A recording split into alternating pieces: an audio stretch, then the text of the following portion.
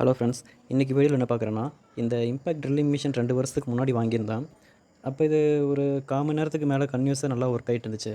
இப்போ கொஞ்ச நாளாக இதோட பேட்டரி பேக்கப் ரொம்ப குறைஞ்சதால் ஒரு 5 மினிட்ஸ் கூட கன்டினியூஸாக ஒர்க் ஆகுறதில்ல. சரி, இதுக்கு என்ன பண்ணலாம், புது பேட்டரி ஒன்று வாங்கிடலான்னு பார்த்தா அது கிட்டத்தட்ட ஒரு 600லேருந்து 700, 800 வரைக்கும் சம்திங் இருக்குது. சரி, என்ன பண்ணலான்னு யோசிக்கும்போது, சரி இதுக்கு நம்ம பேட்டரியே எக்ஸ்ட்ரா ஆல்ட்ரேட் பண்ணிடலாம் அப்படின்னு சொல்லி தான் என்கிட்ட ஏற்கனவே ஒரு 26650 செல்லு நிறைய இருந்துச்சு.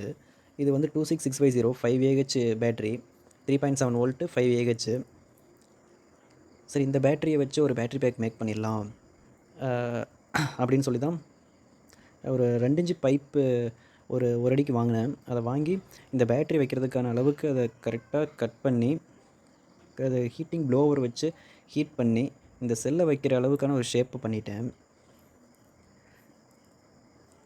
கரெக்டாக அதே மாதிரி அந்த 3 செல்லும் அதை கரெக்டாக ஒரு கேப் இல்லாமல் அந்த பாக்ஸ்குள்ளே கரெக்டாக உட்காந்துக்குச்சு.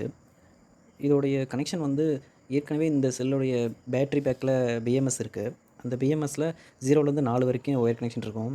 அந்த ஒயர் கனெக்ஷன் வந்து இந்த பேட்டரியில் கனெக்ட் பண்ணிட்டேன். நம்ம அந்த பேட்டரி சார்ஜ் பண்ணோம்னா கீழே இருக்கக்கூடிய இந்த பேட்டரி பாக்ஸில் இருக்கிற 3 செல்லும் ஆட்டோமேட்டிக்காகவே சார்ஜ் ஆகிக்கும். அது என்ன வோல்டேஜில் சார்ஜ் ஆகுதோ அதே வோல்டேஜில் கீழே சார்ஜ் ஆகிக்கும். இப்போ போட்டு பார்க்குறேன் பாருங்கள். இப்படி போட்டு செக் பண்ணேன். கிட்டத்தட்ட ஒரு 1/4 மணி நேரம் ஒர்க் பண்ணி பார்த்தேன். நல்லாவே ஒர்க் ஆகுது. பேட்டரி பேக்கப்பும் ஒரு 1/4 மணி நேரத்துக்கு மேலேயே இருக்குது. இன்னும் ஃபுல்லாக செக் பண்ணி பார்க்கல. சரி, ஓகே, இதை ஃபுல்லாக இன்றைக்கி கவர்லாம் க்ளோஸ் பண்ணிவிட்டு இதை ஃபுல்லாக செக் பண்ணி பார்க்கலாம். இதுக்கு இன்றைக்கி கவர்லாம் க்ளோஸ் பண்ணிக்கலாம்.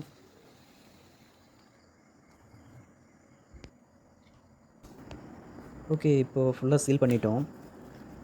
2 பக்கமே ஃபுல்லாக கவர் பண்ணியாச்சு. ஃபெவிக்விக் ஊற்றி ஃபுல்லாக ஒட்டியாச்சு.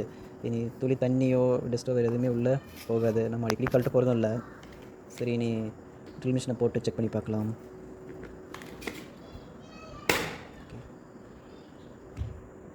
நல்லா வெயிட்டாக இருக்குது. முன்ன இருக்கவே இப்போ கொஞ்சம் வெயிட்டு நல்லா அதிகமாகவே இருக்குது. கையில் பிடிக்கிறது கொஞ்சம் வெயிட் ஈவனாக இருக்குது. மேலே வெயிட்டு, பேட்டரி கீழே வெயிட் இருக்கிறதெல்லாம் நல்லாயிருக்கு. இப்போ டச் பண்ணி பார்க்கலாம். இப்போ நல்லா ஸ்பீடாகவே இருக்குது. அது முன்ன இருந்த ஸ்பீடை விட இப்போ கொஞ்சம் நல்லா ஸ்பீடு அதிகமான மாதிரியே இருக்குது. முன்ன வந்து 1.5 AH 12 வோல்ட்டு 1.5 AH பேட்டரி இருந்துச்சு. இப்போ அதுக்கு நம்ம ஒரு 5 AH இன்க்ரீஸ் பண்ணதால் 6.5 ஆல்மோஸ்ட் ஒரு 6 AH பேட்டரி இருக்கிறதால கொஞ்சம் ஸ்பீடாகவே இருக்குது. வெயிட்டும் ஈவனாக இருக்குது. மேலே மிஷினும் வெயிட்டாக இருக்குது, கீழே பேட்டரியும் இப்போ கொஞ்சம் வெயிட் இருக்கிறதால கையில் பிடிக்கிறதுக்கு ஒரே ஈவனான வெயிட்டாக இருக்குது. ஸ்பீடு முன்னத்தை விட இப்போ கொஞ்சம் அதிகமாகவே இருக்கிற மாதிரி இருக்குது. ஒர்க் பண்ணும்போது எப்படி 1/2 மணி நேரத்துக்கு மேலே ஒர்க் பண்ணலாம். ஓகே ஃப்ரெண்ட்ஸ், இந்த வீடியோ பிடிச்சிருந்தா ஒரு லைக் பண்ணுங்கள், ஷேர் பண்ணுங்கள், நம்ம சேனலை சப்ஸ்கிரைப் பண்ணுங்கள். Thank you friends.